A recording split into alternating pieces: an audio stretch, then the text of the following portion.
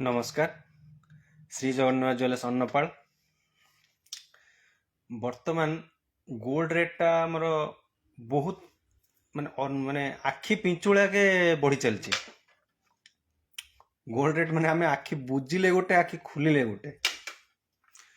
वर्तमान से समस्ते आपण कौन दोकानी माने भी पूरा व्यस्त अच्छा सबू ज्वेलरी शॉप हूँ बा रिटेल शॉप हूँ बा महाजन हूँ माने बड़ बड़ ज्वेलर्स हूँ समस्ते समस्ते एथिरे हाम्पर होउछंती।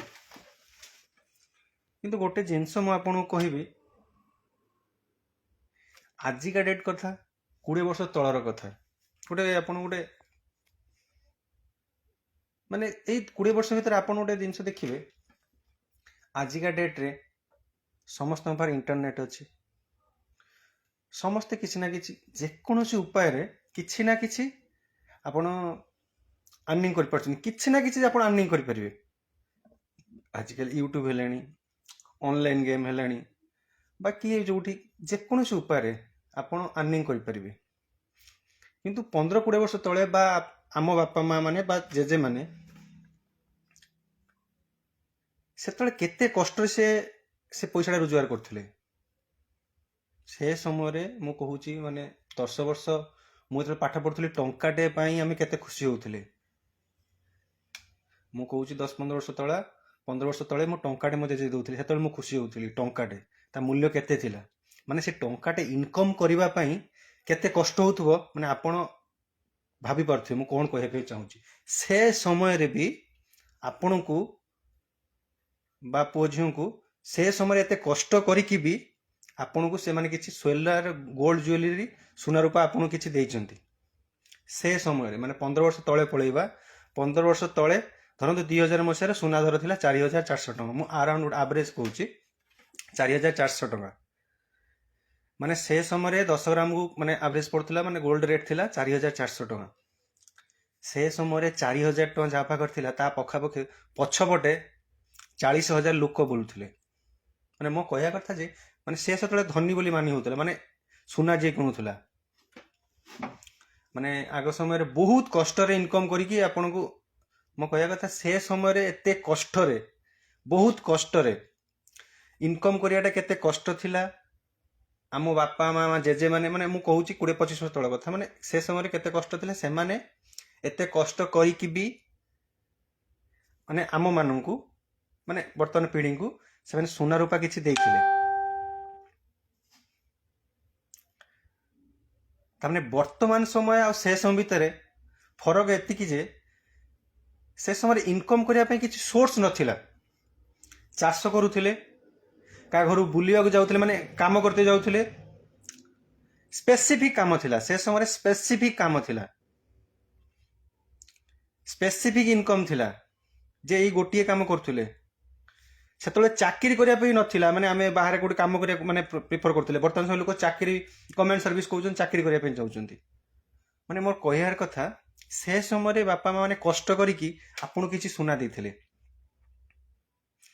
किंतु आजिका डेट जो गोल्ड रेट होउची आमे भाउछन्ती सुना आमे किनिबानी आमे 1 ग्राम गोल्ड भारलानी जे कोनो जिंस भारलानी आपन व्यवहार करि परिबे आपन व्यवहार करंतु। किंतु मु गोटे जिंस कंसर्न करिया पे चाहूची गोटे जिंस कहूची आपन को बापा माँ माने बा 20 वर्ष तळे जहाँ भी आपन को देइछंती आपन आपन पिला कोन देबे आपन आपन पिला कोन देबे घर देई परिबे गाड़ी देई परिबे सब देई परिबे। किंतु जे सोना रूपा आपन बापा आपन देइथिले बुली आपन घर किछि आपन गोटे सुना गोटे फैमिली मेंबर आज डेट रे भाबिबे आपन को बापा जदि 20 वर्ष तळे आपन 10 ग्राम सुना देइचंती आज आपन केते खुशी होउचंती कहउचंती कोन मो बापा देइची। आज डेट रे झियो बाहाले आज डेट रे दुकान जणे मो दुकान को आस्तिले मां जणे 20 ग्राम नॉन केडी मानथिले से कहले मो बापा देइची माने से समय रे तांको 20 ग्राम देइथिले से केते खुशी रे कहउची। किंतु आउ आमो पीढ़ीटा माने आउ 20 वर्ष परे सेटा से माने कहिबे कि जे मो बापा मते सुना देइची बोली कारण आमे सुना तो आजिकली सुना आपन प्रिफर करिवेनी जे एते गोल्ड रेट हेलानी आमे किनिबानी। सुना को आपन गोटे फैमिली मेंबर भाबंतु मोर एटा सजेशन मु भाबुची आपन गोटे फैमिली मेंबर भाबंतु। फैमिली मेंबर माने कोन ଏଠି ଆମେ କାହିଁ ଫ୍ୟାମିଲି ମେମ୍ବର ସୁନାକୁ କହିବା? ଫ୍ୟାମିଲି ମେମ୍ବର ମାନେ କିଛି ଦୁଃଖ କଷ୍ଟ ହେଲେ ସେମାନେ ସପୋର୍ଟ କରନ୍ତି, ସାଙ୍ଗସାଥି ହଉ ଯାହା ବି ହଉ ଆପଣ ଭାବିପାରିବେ ସପୋର୍ଟ କରନ୍ତି। ଆଜିକା ଡେଟ୍ରେ ଆପଣ ଯେକୌଣସି ଜିନିଷ ହଉ, ଆପଣଙ୍କର ପିଢ଼ି ମାନେ ଆପଣଙ୍କ ପୂର୍ବପୁରୁଷ ମାନେ ଆପଣଙ୍କୁ କିଛି ସୁନା ଦେଇଛନ୍ତି ବୋଲି ଆପଣଙ୍କର ପଇସା ନାହିଁ, ଆପଣ ସେ ଜିନିଷଟାକୁ ବିକୁଛନ୍ତି ବା ବନ୍ଧା ପକାଉଛନ୍ତି ବା ବ୍ୟାଙ୍କରେ ନେଇ ଆଣିକି କାମରେ ଲଗାଉଛନ୍ତି। ସେଟା ଆପଣ ଦେଇଛନ୍ତି ବୋଲି ଆପଣ କାମରେ ଲଗାଉଛନ୍ତି, ମାନେ ସେଟା କ'ଣ ଆପଣ ଗୋଟେ ବାପା ମା ଗୋଟେ ୱାନ୍ ଟାଇପ୍ ଅଫ୍ ଆପଣ ଦେଇଛନ୍ତି, ସେଟା ଆପଣ ଗୋଟେ ମେମ୍ବର। ଯଦି ଆପଣ କିଛି ଆପଣ ଭାବିବେ ମୁଁ ମୋ ପିଲାଙ୍କୁ ଦେବି କି ନାହିଁ, କାରଣ ସେଟା ୱାନ୍ ଟାଇପ୍ ସେଫ୍ଟି, ସେଟା ଆପଣଙ୍କୁ ସେଭ୍ କରୁଛି ନା, ସେଥିପାଇଁ ଆପଣ ଇଏ କରୁଛନ୍ତି। ଯଦି ଆପଣ ଆଜିକା ଡେଟ୍ରେ ସେଟା ବି ଗୋଟେ ଭାବନ୍ତୁ, ଏଟା ଗୋଟେ ଜେନେରେସନାଲ ଗିଫ୍ଟ, ସରି ଜେନେରେସନ ଗିଫ୍ଟ। ସିଏ ସେ ସମୟରେ 10 ବର୍ଷ ତଳେ ସିଏ ଆପଣଙ୍କୁ ଦେଇଥିଲେ, ମାନେ ସିଏ ଗୋଟେ ଜେନେରେସନ ଥିଲା। ବର୍ତ୍ତମାନ ଜେନ୍ ଜି କହୁଛନ୍ତି, ଆମର ଜେନ୍ ଜି ଜେନେରେସନ ମାନେ ନ୍ୟୁ ଜେନେରେସନ, ସେମାନେ ଆମକୁ ଗିଫ୍ଟ କରିଥିଲେ। ଆପଣ ବି ଆମର ପିଲାମାନଙ୍କୁ ସେଭଳିଆ ଗିଫ୍ଟ କରିବେ ବା ଗୋଲ୍ଡ ଦେବେ। ଗୋଲ୍ଡ ସୁନା ରୂପା ଆପଣ, ମୋ କହିବା କଥା ଯେ ସୁନା ରୂପା ଆପଣ କିଣନ୍ତୁ, ଆପଣଙ୍କ ପିଢ଼ି ପାଇଁ କିଣନ୍ତୁ ନା। ଏବେ ସିନା ଆପଣ କହୁଛନ୍ତି ଗୋଲ୍ଡ ରେଟ୍ ହେଲାଣି, ଆଗରୁ କେତେ କଷ୍ଟରେ ସେମାନେ ସୁନା ରୂପା କିଣିଥିଲେ। ଆଜିକା ଡେଟ୍ରେ ଇନକମ୍ କରିବା ପାଇଁ ବହୁତ ସୋର୍ସ ଅଛି, ଆପଣ କରିପାରିବେ। ମାନୁଛି ଆପଣଙ୍କର ବା ଆଜିକାଲି ଯାହା ଖର୍ଚ୍ଚ ହେଲାଣି ହେଉଛି, କିନ୍ତୁ ଆପଣ ପିଲା ପାଇଁ ତ ଆପଣ କିଛି ସୁନା ରୂପା ରଖିବେ ନା। ଯେମିତି ଆଜିକା ଝିଅ, ଆଜିକାଲି ମାନେ ସମସ୍ତେ କହୁଛନ୍ତି କ'ଣ, ଗୋଟେ ଝିଅ ବାହା ହେଇଗଲେ ଏଇଟା ମୋ ବାପା ଦେଇଛି ବୋଲି, ଏଇଟା ମୋ ବାପା ଦେଇଛି।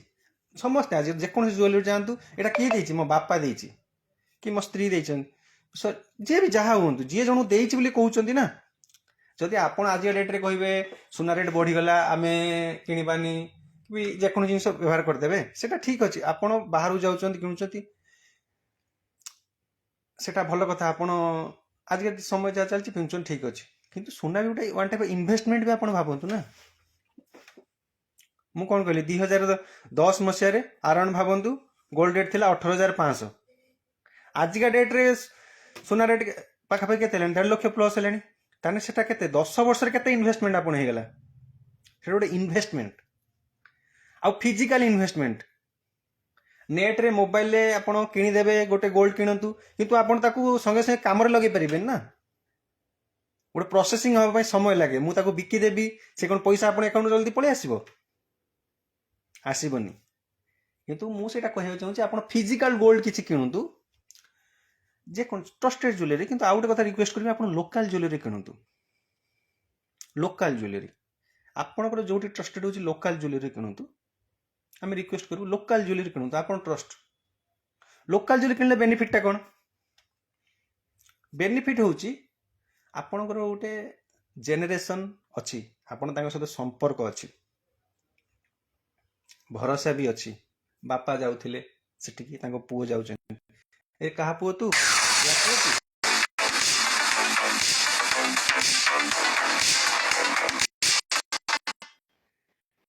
କାହା ପୁଅ ତୁ?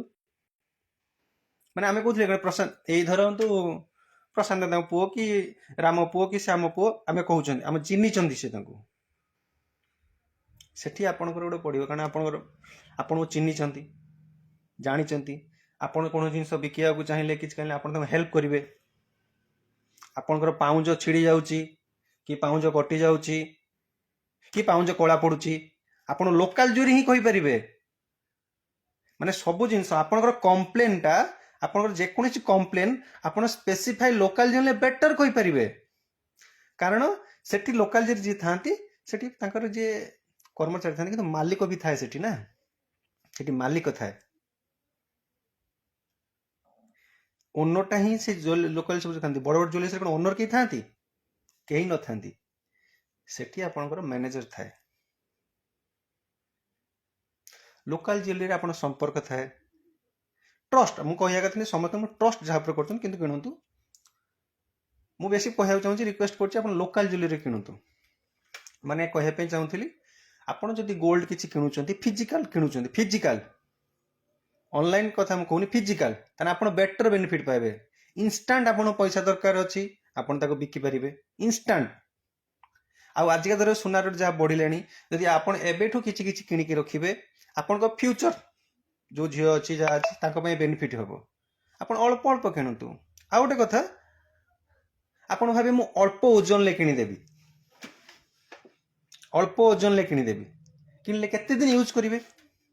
ଗୋଟେ ଜୁଏଲାରୀ ଜିନିଷ ଯଦି ଆପଣ କହୁଛନ୍ତି ଠିକ୍ ଅଛି ଆମର ବହୁତ ସ୍କିମ୍ ଅଛି, ଆପଣ ଆମର ଜୁଏଲାରୀ ଆସନ୍ତୁ, ସ୍କିମ୍ଟା କହିଦେଉଛି, ଆମେ ଆପଣଙ୍କୁ ଆପଣ ଯେଉଁ ଆମର ସ୍କିମ୍ଟା କହିଦେଉଛି, ଆପଣ ଯଦି ଆପଣ ଆମକୁ 50,000 ଏଭଭ୍ ଦେଉଛନ୍ତି, ଶ୍ରୀ ଜଗନ୍ନାଥ ଜୁଏଲର୍ସ ଅନ୍ନପାଳ ଭଦ୍ରକ, ଆପଣ ଆମକୁ ଯଦି 50,000 ଏଭଭ୍ ଦେଉଛନ୍ତି, ଡାଇରେକ୍ଟ ଆମେ ଗୋଲ୍ଡ କରିକି ଦେଇଦେବୁ।